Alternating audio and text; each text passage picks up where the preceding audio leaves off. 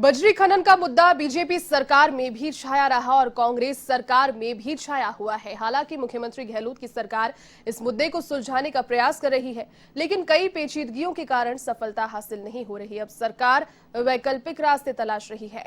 एमसेंड policy इसी का परिणाम है। 3 लीज होल्डर्स को भी फिर से बजरी खनन के लिए पट्टे सौंपे गए। इसी बीच बजरी खनन पर सुप्रीम कोर्ट की ओर से लगी रोक बजरी माफियाओं के लिए एक सौगात साबित हो रही है।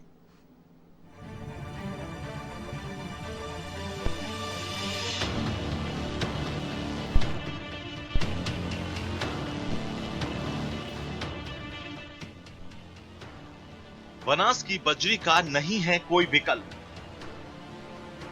बनास की यह खासियत ही बन गई अभिशाप। बनास की बजरी को लगी माफिया की नजर। 2017 से है बजरी खनन पर सुप्रीम कोर्ट की रोक। सरकारी सांठगांठ से बजरी माफियाओं की बल्ले बल्ले। गहलोत सरकार जुटी माफियाओं पर अंकुश लगाने में। बनास की बजरी का देश में कोई विकल्प नहीं है। बनास नदी जिन पहाड़ों और चट्टानों से बहकर निकलती है, वहां मार्बल, ग्रेनाइट, सैंडस्टोन और अन्य खनिजों के भंडार हैं। बहाव के साथ इन पत्थरों और खनिजों का चूरा भी नदी की रेत में मिल जाता है। इसके बाद रेत बजरी बन जाती है। विशेषज्ञ भी मानते हैं कि निर्माण कार्य की मजबूती के लिए बजरी का यह मिक्सचर सीमेंट के साथ जबरदस्त पकड़ करता है। देश में दूसरी किसी भी नदी की रेत में यह विशेषता नहीं है, लेकिन बनास की यह विशेषता ही इस नदी के लिए अभिशाप बन गई। बनास में बजरी का बहुत ज्यादा खनन होने लगा। इससे नदी का मार्ग भी अवरुद्ध होने लगा। पर्यावरण के लिए खतरनाक हालात भी बन गए। एक याचिका पर सुप्रीम कोर्ट ने 16 नवंबर 2017 को प्रदेश में बजरी खनन पर रोक लगा दी। सुप्रीम कोर्ट के ये आदेश बजरी माफिया के लिए सौगात साबित हुए। पुलिस और प्रशासन के साथ सांठगांठ करके नदी के पेटे से बजरी का खनन तो पूरी तरह जारी रहा। साथ ही सुप्रीम कोर्ट की पाबंदी के नाम पर बाजार में बजरी के दाम कई गुना बढ़ा दिए गए, लेकिन इसकी कीमत चुकानी पड़ रही है, या तो उपभोक्ताओं को या फिर उन लोगों को जो वैध तरीके से बजरी खनन के व्यवसाय से जुड़े थे। ऑल राजस्थान बजरी ट्रक ऑपरेटर्स वेलफेयर सोसाइटी के अध्यक्ष नवीन शर्मा ने खान मंत्री प्रमोद जैन भाया से मुलाकात कर यह पीड़ा सरकार तक पहुंचाई है। मंत्री जी को अपना ज्ञापन सौंपा है और मंत्री जी को हमने बताया, जैसा कि मंत्री जी ने प्रेस कॉन्फ्रेंस में बताया कि भाजपा काल में ये फोड़े के रूप में अवैध माइनिंग का खेल चालू हुआ था, जो उसी टाइम एक कैंसर का रूप धारण कर चुका था। लेकिन कांग्रेस सरकार का कहना है कि इन्होंने काफी प्रयास किए भी हैं, परंतु आज ये है कि कैंसर ने इसने काफी विकराल रूप धारण कर लिया है। और प्रदेश में अभी इन्होंने लीगल माइनिंग की 3 लीजें भी चालू की है, कोटरी, जालोर, सायला, परंतु उसका जो पर्याप्त लाभ पब्लिक को मिलना चाहिए वो जनता को नहीं मिल पा रहा है। कारण एक ही है कि आज अवैध माफियाओं का तांडव बदस्तूर कायम है।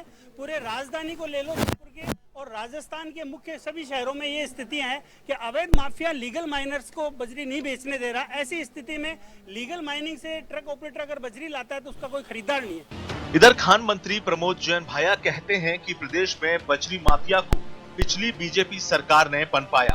कांग्रेस सरकार इस पर अंकुश लगाने का पूरा प्रयास कर रही है। साथ ही उपभोक्ताओं को परेशानी नहीं हो, इसके लिए दूसरे विकल्प भी तलाशे जा रहे हैं। अवैध माइनिंग कोई आज का विषय नहीं है। भारतीय जनता पार्टी के राज में ये एक फोड़े के रूप में डेवलप हुआ और उन्हीं के राज में कैंसर का रूप धारण किया। हम जब आए तो हमने इसके लिए अथक प्रयास किए और बराबर कार्रवाई की जा रही है। जो संज्ञान में आता है सख्त एक्शन लिए जाते हैं।